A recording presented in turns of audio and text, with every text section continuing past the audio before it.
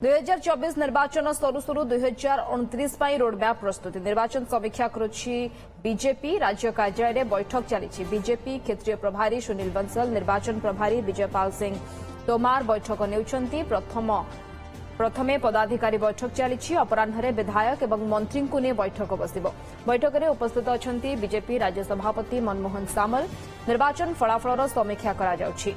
हार जीतर कारण खोजाଯିब एसहित शासक दल हिसाब से आगामी दिन में दलर रोडमैप नहीं पुंखानुपुंख आलोचना करा जाउथिबा सूचना मिली। भारतीय जनता पार्टी एक ऐसी पार्टी है, चुनाव सिर्फ जीतने का विषय नहीं है। जिस दिन हम चुनाव खत्म होता है उस दिन से हम वापस जमीन पे जाके लोगों के सेवा के लिए हमारे कार्यकर्ता लगते हैं। तो निश्चित तौर पे हमारा काम फिर से शुरू हो गया है और ये उड़ीसा की जनता ने हमें जो सेवा का अवसर दिया है, भारतीय जनता पार्टी को जो सेवा का अवसर प्रदान किया है, उस दिशा में हमारे पूरे लोग सत्ता में भी बैठकर और संगठन में भी बैठकर काम उन्होंने शुरू कर दिया। भारतीय जनता पार्टी एक प्रक्रिया अच्छी